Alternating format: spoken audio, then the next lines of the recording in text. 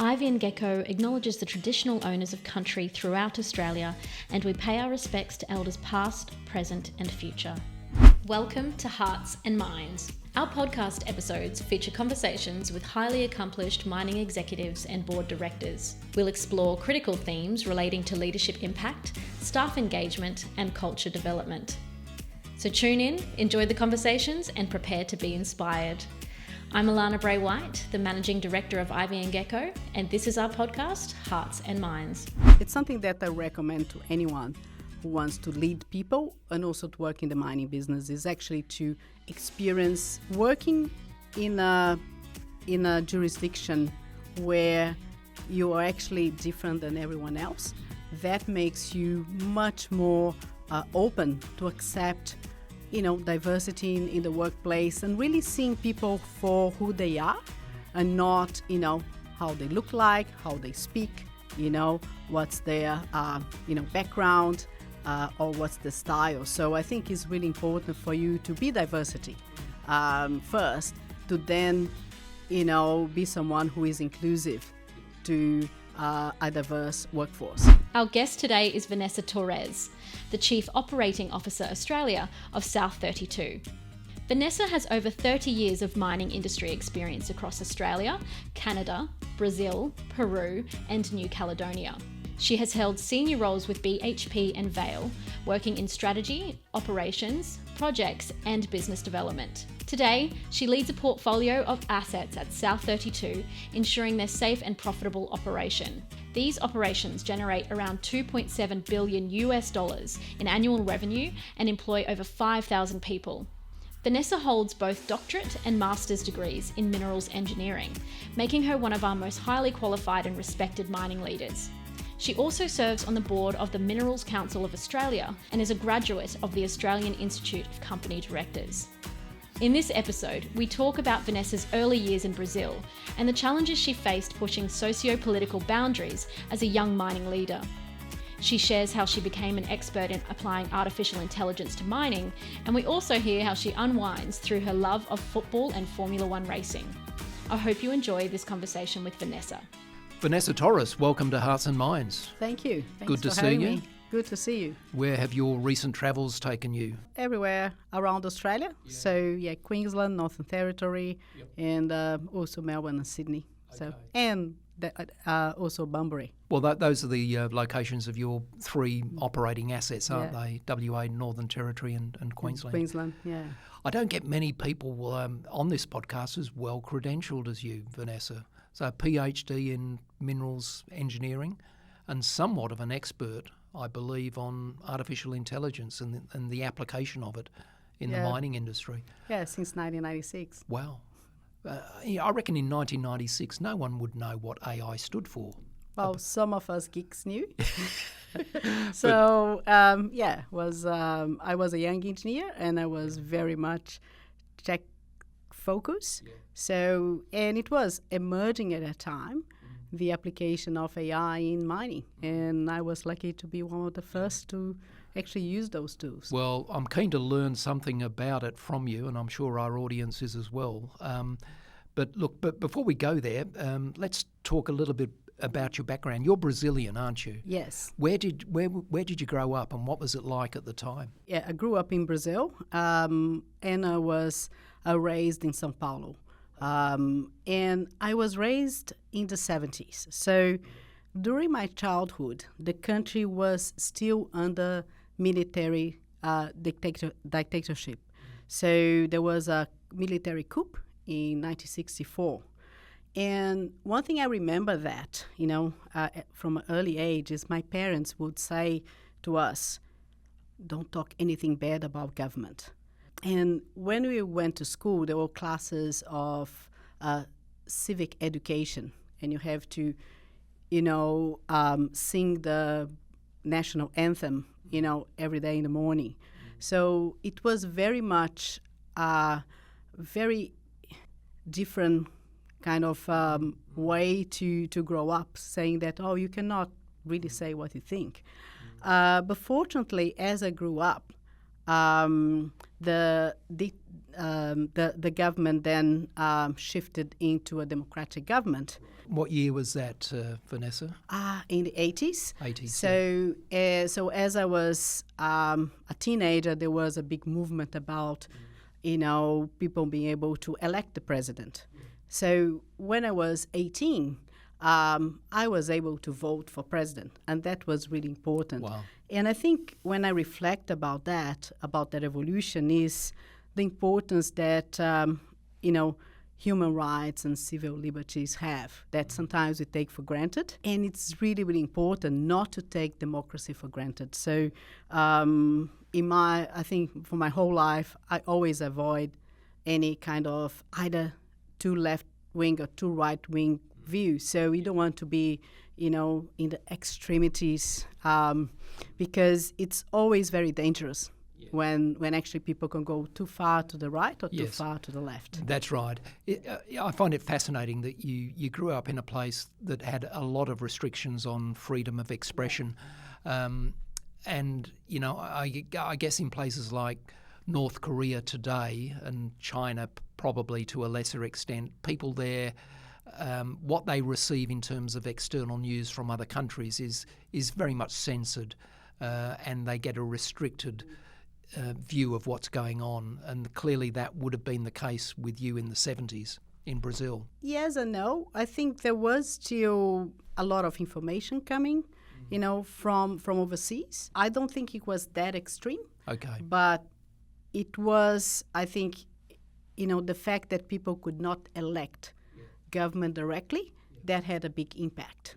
And it's, when the more, I would say, on the harshest years, I was quite small, so I probably couldn't tell. Well, what I remember, however, from, when I started to be a teenager, was actually a big opening and a big message of hope.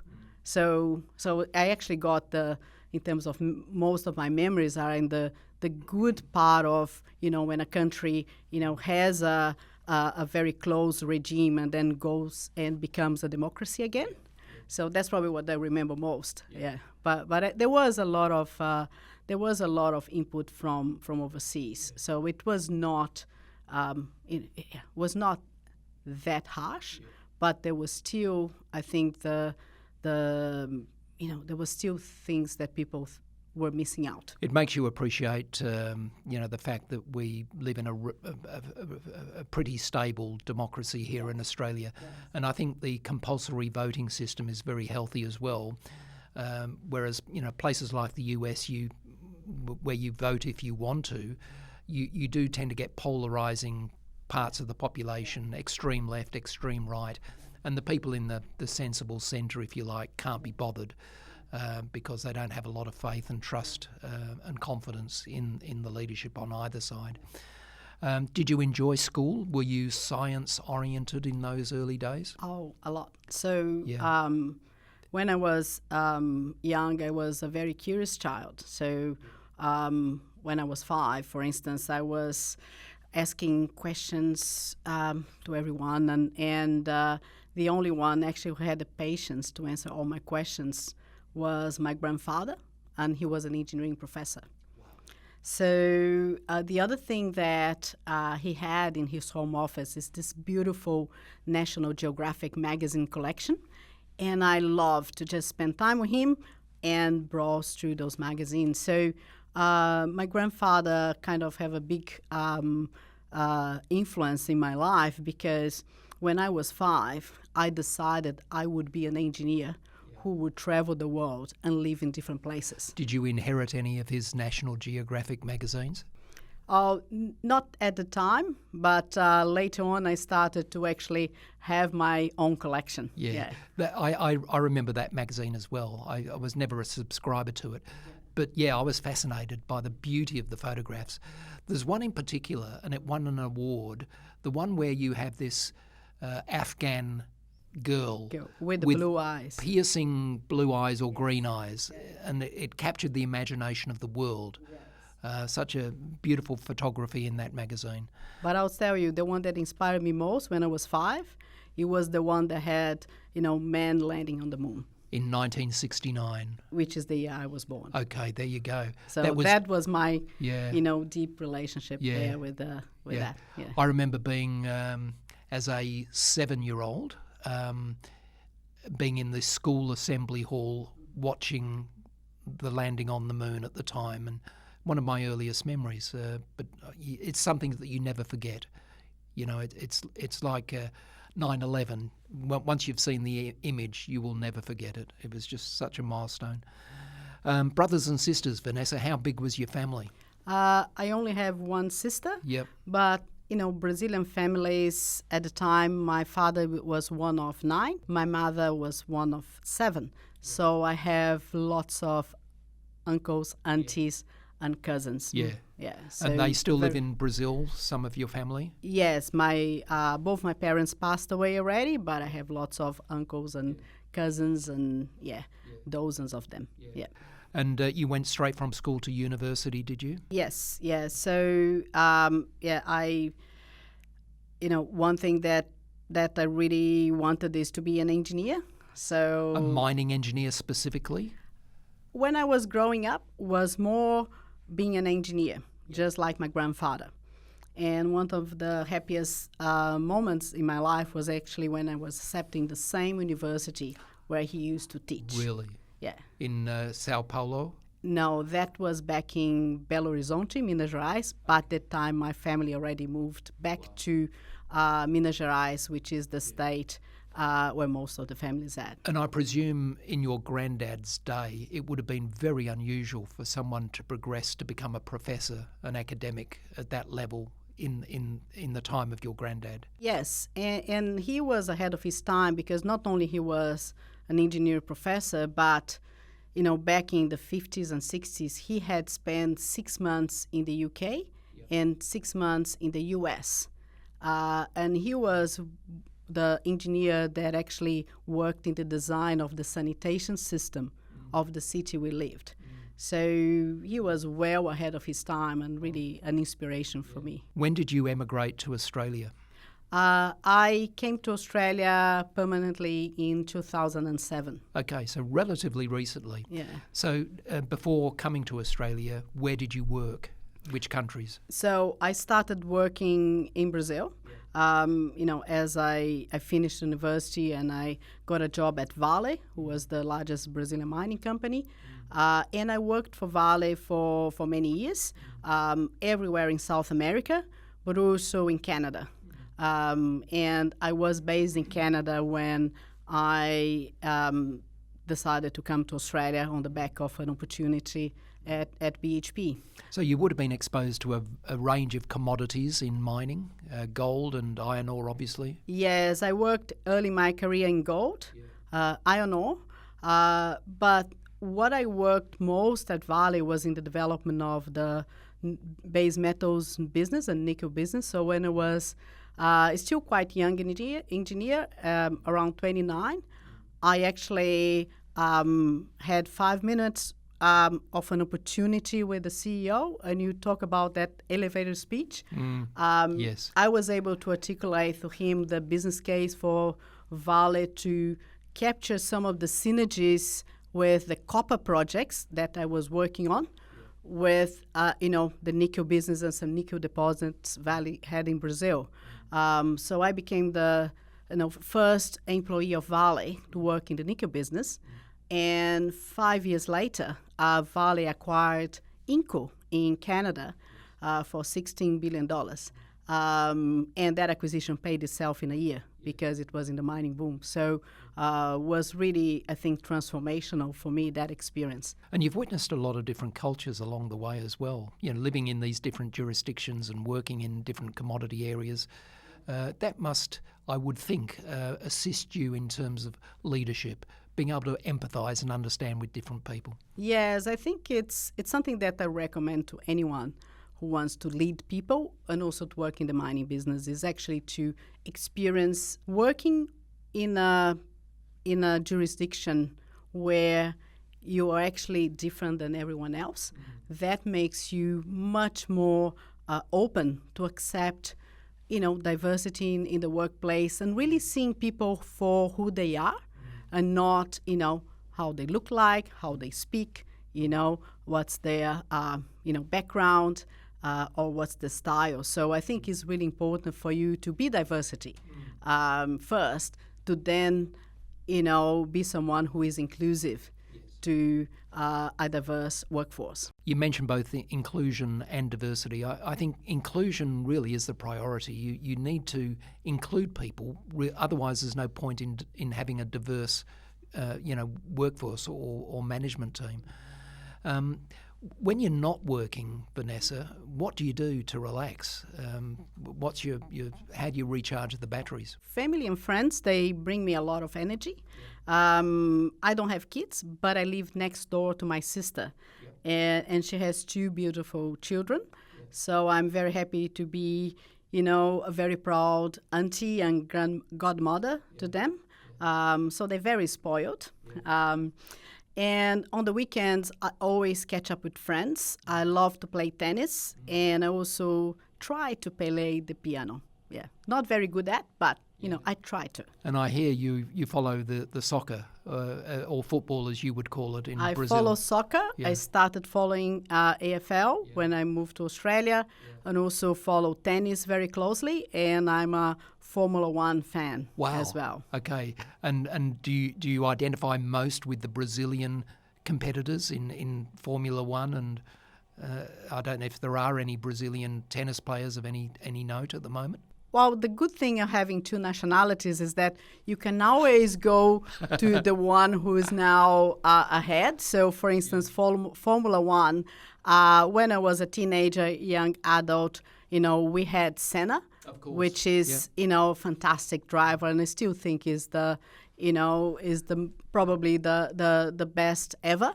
But now we have Oscar Piastri. Yes, isn't he doing well? I'm following Formula One very closely right now to see how great it is to have Piastri winning, and I watch every race. He's so mature beyond his years, isn't he? And I think he's recently had his 4th victory. Yes, and he is only 3 years as a professional driver in the Formula One, so he has a lot ahead. So I'm definitely booking my tickets for the Melbourne Grand Prix next year. Let's talk about leadership more specifically, Vanessa. This program is about inviting guests to share experiences and insights about leadership and about how they engage people in order to develop healthy cultures.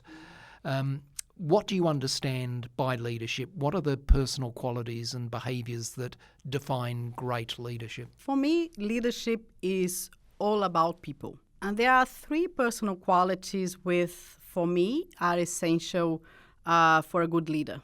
And they are generosity, inspiration, and resilience. So the first one is generosity of spirit. So I think the ability to connect with people and to give back, focusing on the others, focusing on the team rather than yourself. As a leader, it is important to truly care about people because they will know if you care about them or not. And also, as we discussed previously, to see people for who they really are without any biases. And making sure they are very comfortable to be themselves at work. The second quality for me is to be able to build a shared vision towards a challenging goal and inspiring people towards that vision. And I love a quote from Nelson Mandela, and he said once, "It always seems impossible until it's done." And as a leader, I think it's my role to challenge the impossible and to unpack together with my team what we need to do in order to achieve a goal that at first it can seems very difficult or even impossible to reach. And I think the final quality is the ability to listen and to support and to build resilience in the team to overcome challenges, because there'll always be challenges. So to be able to sustain yourself and make sure the team can sustain themselves, in a period of crisis is really, really important. Yeah, I love it. You've raised some really good points there about leadership, and the first one that comes to mind is generosity. You're so right. You have to genuinely care for the well-being of people in order to win their hearts and minds, because people will know whether you are authentic and genuine in having their best interests at heart. And listening as well. It seems to me, Vanessa, that people typically rise to leadership roles by being good talkers, but in order to be a great leader, you need to evolve from being a great talker to being a great listener, someone who has empathy, that can understand the challenges people are facing and the aspirations that they have, and create the conditions, the environment that enables people to present the best versions of themselves. And whilst, yes, a leader must inspire people and provide them with hope, he or she also needs to enable them to have a seat at the table, to empower them to be a part of the decision-making process. And I think you've packaged a lot of those qualities in what you've said there.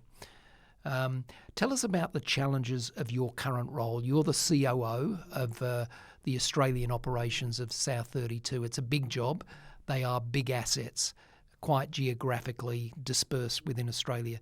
What are some of the key challenges? I think the thing I love mostly about my job is to be able to connect with people from all walks of life and from everywhere. So my days are never the same. So one day I'm interacting with employees in a remote mining site. The other day I might be in the Parliament House in Canberra. And then in the next week I will be perhaps overseas in an international conference. So with the role of Chief Operating Officer, I think the mission I have is first to keep our employees safe, to engage with our community, and also to make sure, I am taking care of the huge profit and loss responsibility for our company's bottom line and delivering in our growth strategy.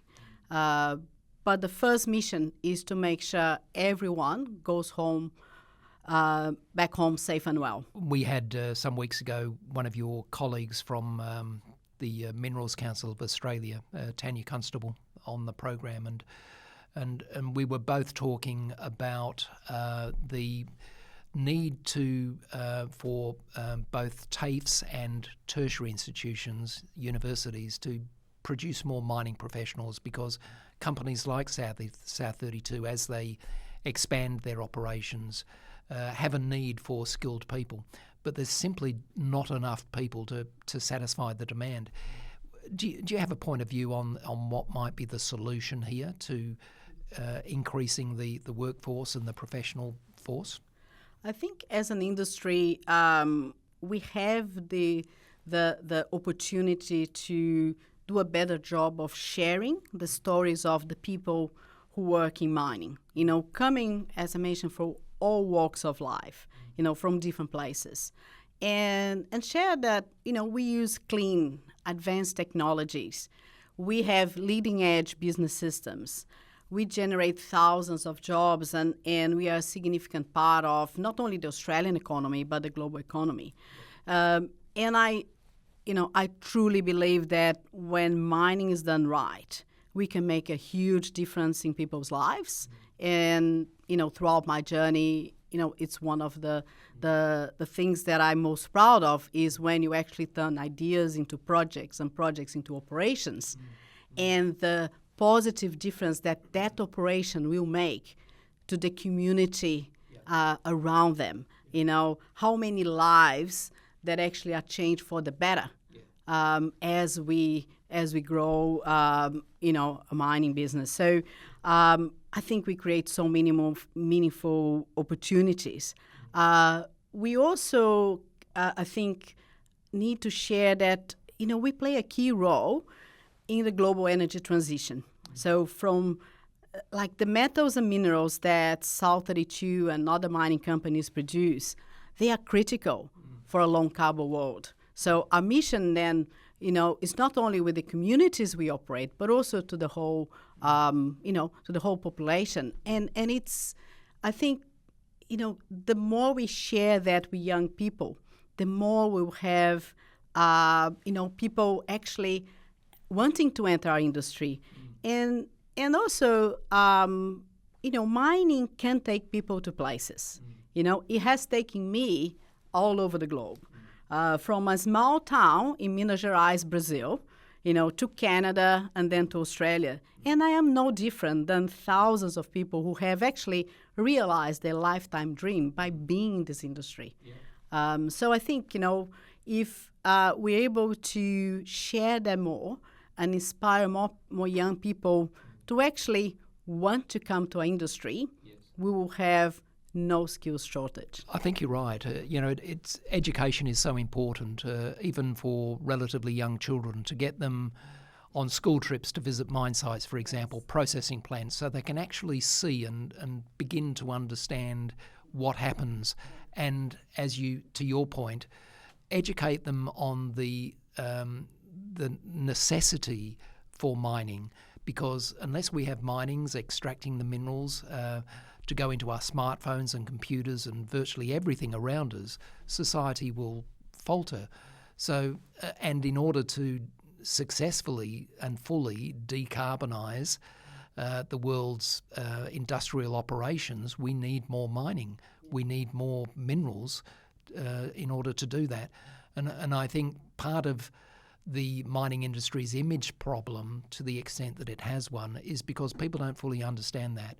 They perhaps notice more the environmental and heritage concerns that are highlighted in the press, but they don't fully understand the need for more mining in order for us to progress as a society. Yeah, and I think we all in this industry can play a part. So I'm always a volunteer in science weeks of the schools that my nephew and my niece study at.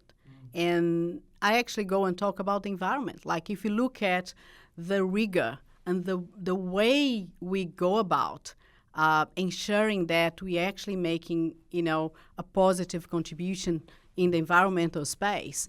Not many industries do actually a good job as we do, and you need to share that more. You're a scientist, you're an engineer. Let me ask you this question. Mining beyond planet Earth, the moon, for example, or even under seabed mining, what do you know about the possibilities there? It's always going to be what's the next frontier in relation to mining. So if you're thinking about mining on the moon or in Mars, I would say that you come on the back of people, wanting to stay there and to be based there, because it wouldn't make sense to bring all the materials from Earth. So that's where I see that playing out. And, I'm a very big science fiction fan. So, Star Trek, and that's something that I would love to see. If I think, I don't know if in our lifetime, but that will eventually happens, because I think the technology is evolving so much, and I think if you think about mining in the outer space, you're not going to be mining at a large scale, you'll be mining at a small scale, which can be quite interesting with automation. Some people have said that it's easier to mine an extraterrestrial body, the moon or Mars, than it is to mine the seabed, which seems counterintuitive really, but so little is known about under the sea, isn't it? Yeah. We know more about the moon, I'm told, than the seabed. And I think there's still a lot, I think, in terms of geology exploration above the sea as well to be found. So I think the role that junior mining companies play and exploration play is key. Yeah. And I think that will happen eventually. Yeah. I think as the technology becomes more and more advanced in terms of identifying signatures of ore bodies, people are going to start find, undersea ore bodies. I think the main thing about mining under the seabed is actually to find the deposits rather than even the mining. Let's talk a little bit about culture, Vanessa. Is there an ideal end state for the culture of a mining business, do you think? I think there is, and for me, is an inclusive culture where people are valued, as I mentioned before, by who they are, and they can be themselves at work. I think it is a culture united by shared purpose and shared values, and when people are empowered to achieve their goals. And those goals are linked to the organizational goals. So it's actually not difficult to achieve that, but it's something that you have to work on every day, because culture is intrinsically linked to safety, and it's like safety. So every day you wake up, you have a mission to keep your people safe, but also to make sure people feel included. And now we take a short break to acknowledge our sponsors. This episode is brought to you by Halo Civil Engineering. Halo is a multidiscipline civil contractor that specialises in the delivery of complex civil projects across defence, infrastructure, energy and resources. A West Australian company committed to delivering dynamic solutions with a focus on zero harm, while having a positive impact on their industry, clients and the people they serve. For more information, search for Halo Civil Engineering on socials or visit halocivil.com. Is your business ready to amplify its voice? At Podwave Studios, we offer professional video podcast production services that help you connect with clients, build your brand, and grow your audience. From corporate messaging to thought leadership, we've got you covered. Book your session at podwavestudios.au today.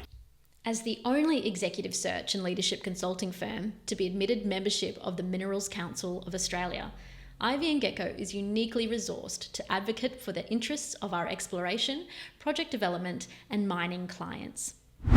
Who has responsibility for developing culture? Everyone.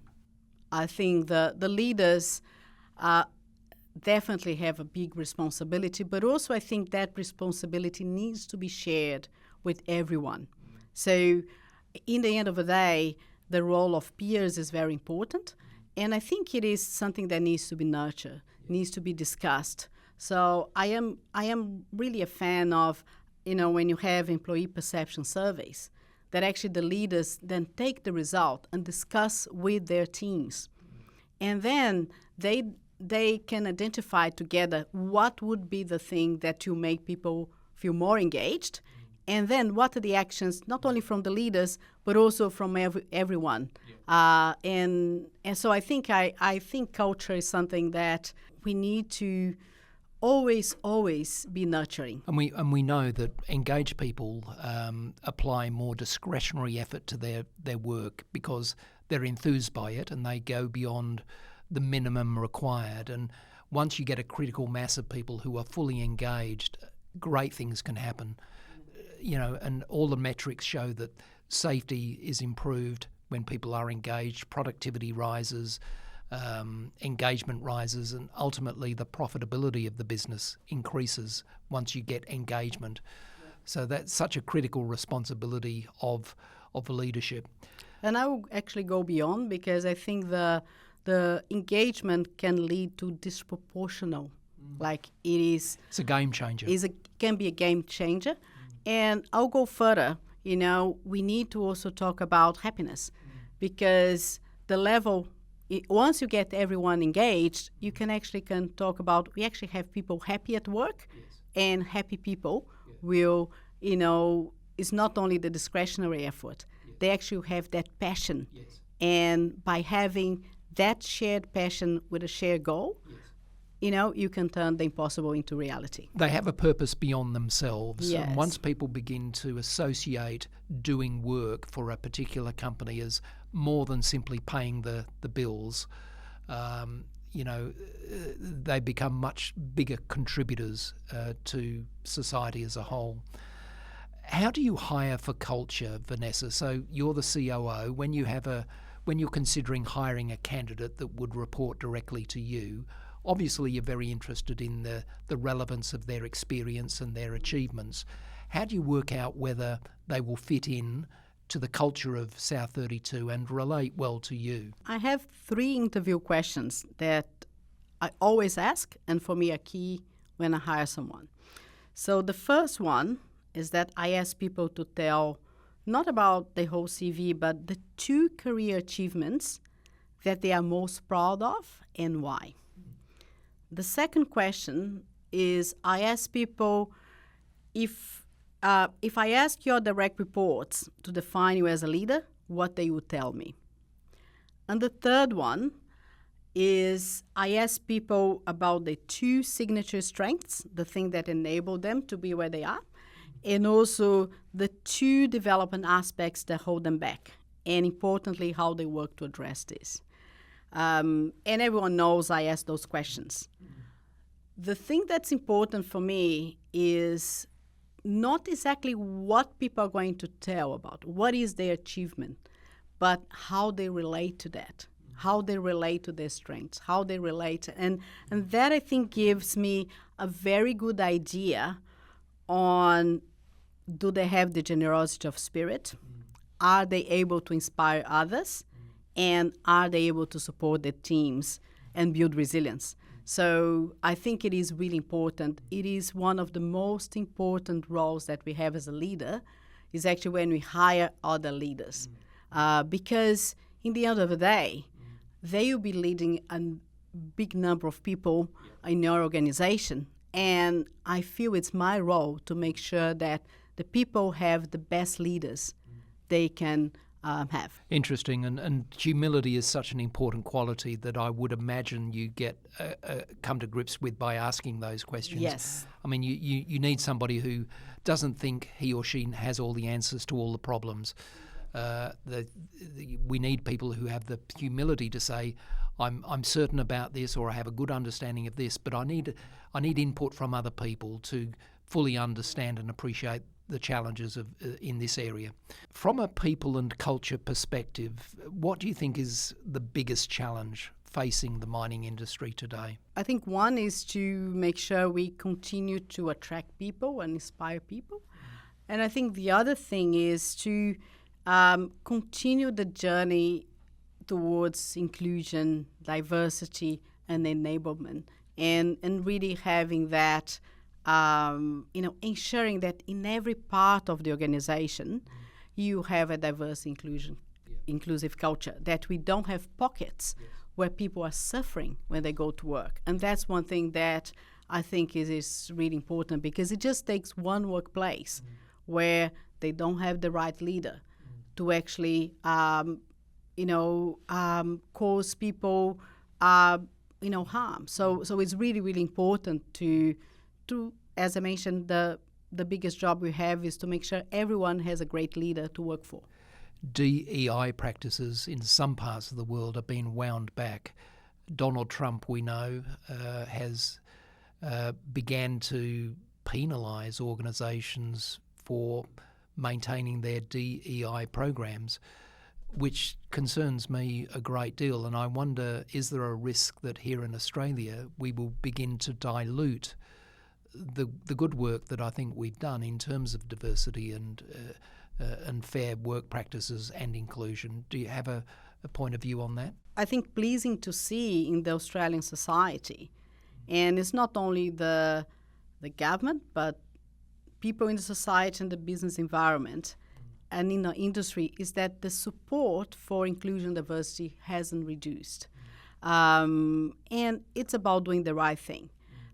So I think, when I look at where we are in Australia in the mining industry, I think we have done a lot of progress, significant progress over the last decade. And I think it is company by company, companies like South32, where our approach to ESG is guided by a purpose, our values, our science and data. And that is going to be the same no matter where we are in terms of the political spectrum. And people come to work in the business because of that, because they feel they are respected, because they feel they are valued by who they are. And we're able to get talent because we want talent from 100% of the population. So I think that is always true. So I'm actually a believer that as a whole in society, people are still guided by the same things, And I think in that journey, we're going to continue to advance. I think so. And, ultimately what we want in any team, whether it be a board of directors or an executive leadership team, we want diversity of point of view. And how that is packaged doesn't really matter in terms of gender or ethnicity, as long as we've got a broad range of points of view and the courage to be able to challenge and question the authority figure. In some parts of our society, in business and in government, what we see is the development of echo chambers where people sitting around the table all have the same ideas and the same point of view and are almost scared to challenge and criticise the power. And we see that, in some parts of the world today in higher government. And in many ways, I think Australia is smarter than the US, and I really do hope that our DEI practices that we have made very good progress on continue to improve. Vanessa, I'd like to talk about AI. I'm fascinated by it. I don't fully understand what AI and how it's been applied to the mining industry, and I'd like you to talk me through it and also explain what you consider to be the main benefits of it and the potential risks of applying it.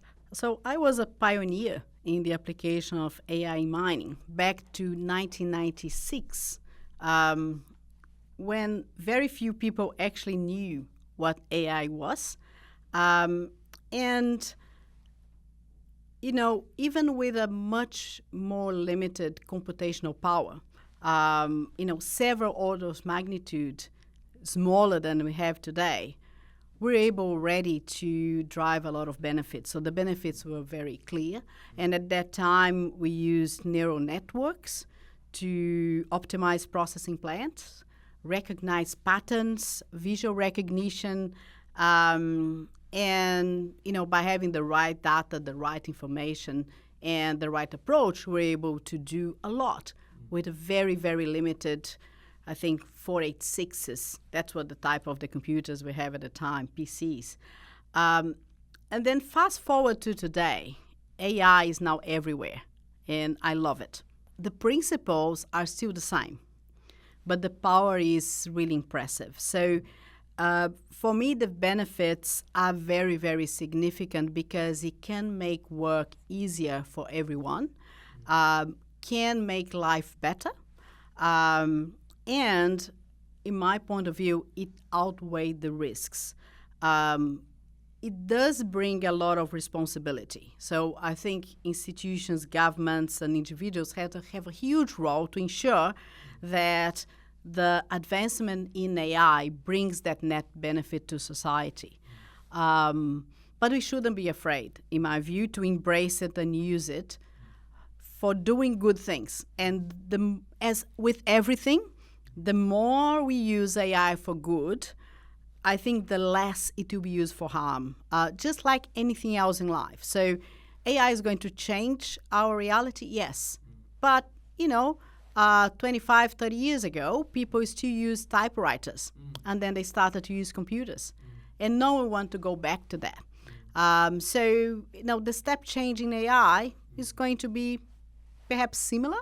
And I think the good thing is that, when you look at speech recognition and visual recognition, it actually can from a inclusion perspective, can be really, really powerful. It will give voice to those who cannot speak, for instance, for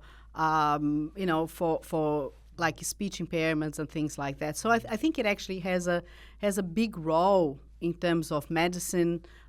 So there's so many, so many possibilities that creates. So I'm really an optimist in that space, and really, really looking forward to what's coming. What else are you optimistic about in the general context of the mining industry? When you look at the mining industry, for me, the possibility we have now to make the contribution to a low-carbon world is incredible.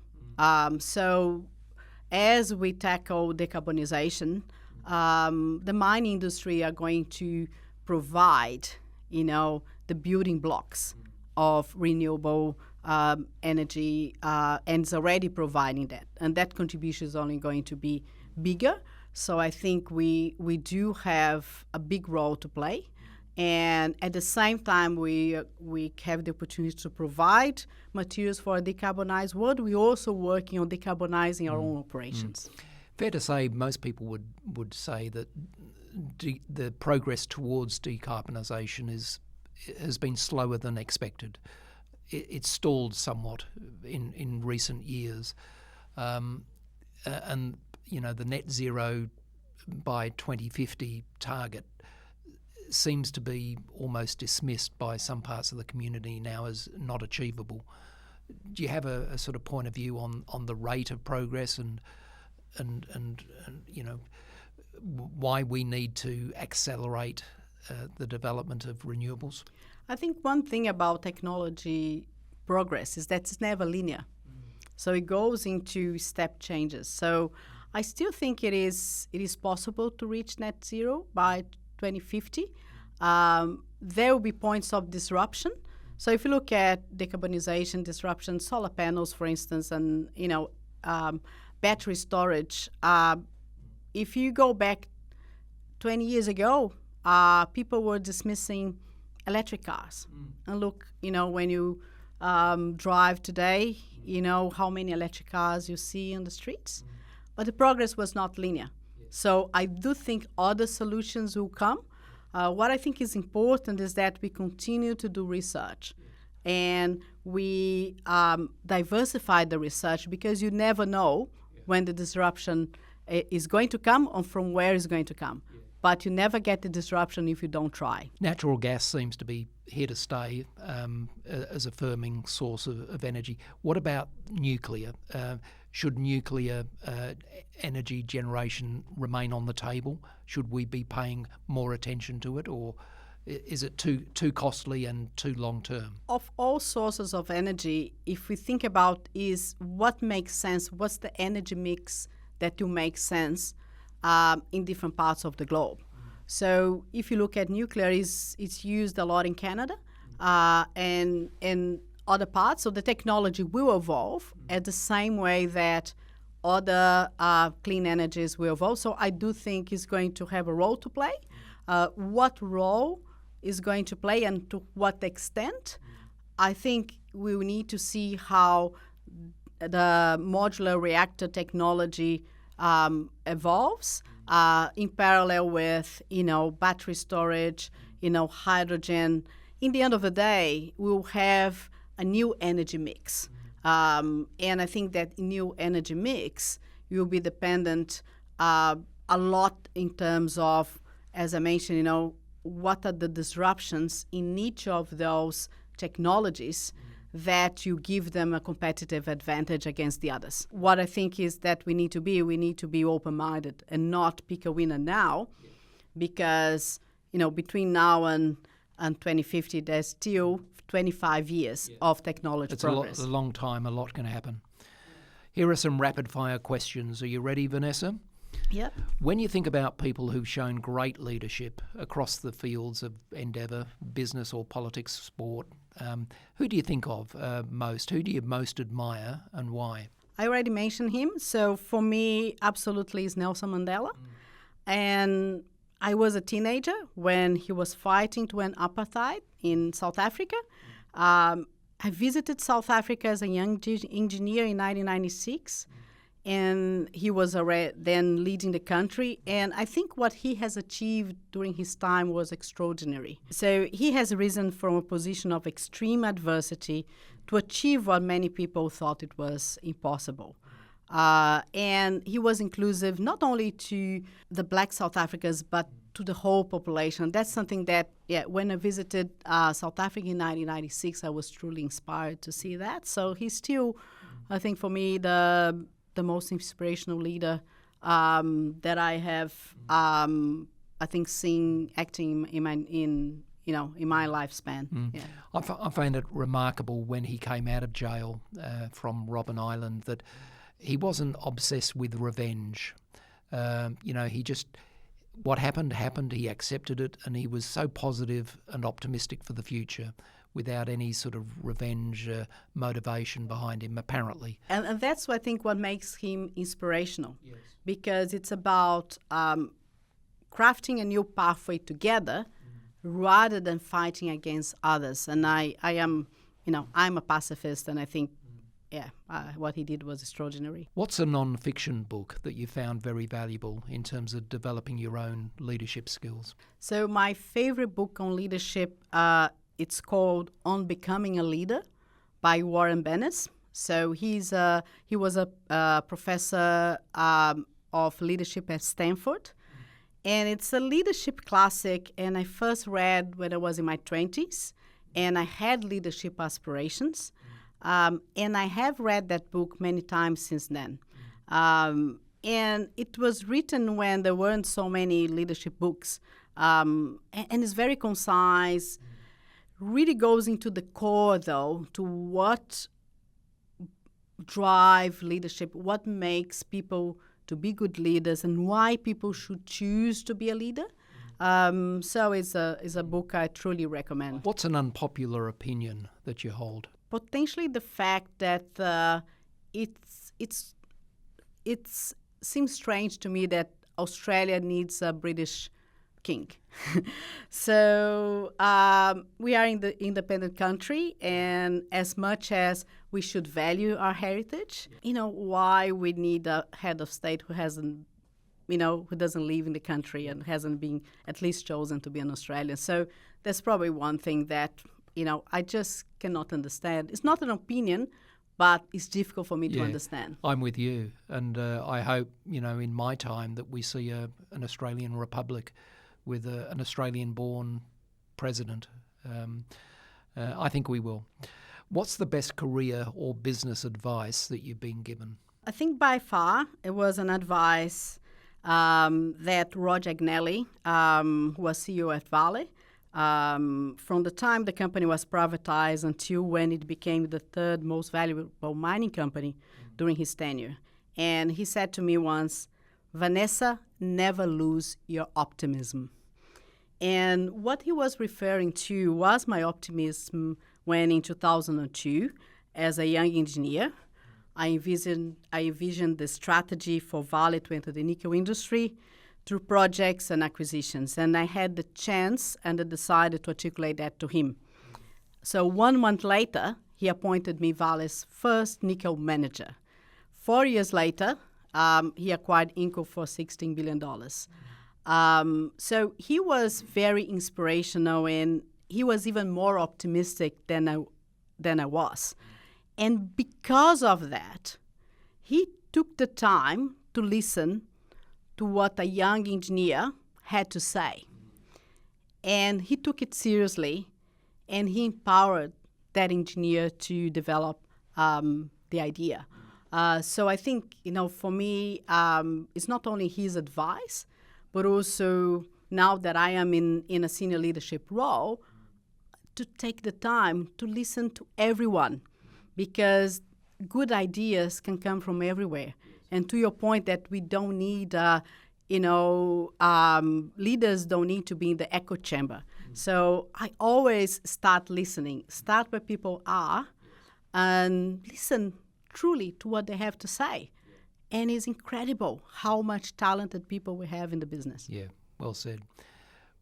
Do you have a daily habit or routine that you think would be useful for other people to adopt? I always like to wake up with music, and I do meditate a few minutes before getting out of bed. I think that sets me well and energized to start the day, and at the same time relaxed. So I'm energized and relaxed because I had that time of quick meditation before I go with my day. The other thing I like to do is that I do like to exercise in the evening and then watch something interesting that's not related to work before I go to bed. So it's like I'm unplugging my mind from work and then setting myself up to have a good night's sleep. And sleep is very, very important. It is. Final question, Vanessa. What advice would you give your 25-year-old self to help you lead a better quality life? Well, for me, it's actually the other way around. Because every time someone or something tries to undermine my confidence, then I ask myself, what would the young Vanessa do? And what I mean is that, when we are young, we are full of dreams and aspirations. And most often we get lots of advice which somehow, although it's with the best intentions, tend to limit rather than expand our horizons. So I wouldn't actually give any advice to my younger self. I would let her pursue her dreams, have disappointments sometimes, and then emerge from those stronger. And so perhaps the only thing I would say to her is that the best is yet to come. Look, it's been a delight talking with you today, Vanessa. What I liked about the experiences you shared was that you come from you've experienced a lot of different cultures, different countries and jurisdictions across different commodities of the mining industry, and you've expressed some basic qualities of leadership that I think stand out across all of that range of experience. Things like empathy and taking the time to genuinely listen and understand an alternative point of view. If we do that, we engage people, they become more productive and more engaged in their work, and society is better for it. So thank you very much for being a part of the program today. Well, thanks for inviting. It's been a real pleasure. You're welcome. And thank you to Louis and Ben, our producers at Podwave Studios, for making this episode happen. And see you next time. See you next time. Thanks for tuning in to Hearts and Minds. If you enjoyed this episode, please take a moment to leave us a rating or share it with a friend. And don't forget to follow us and connect on social media for updates on all of our upcoming guests. I'm Alana Bray-White, and I look forward to you joining us for our next episode.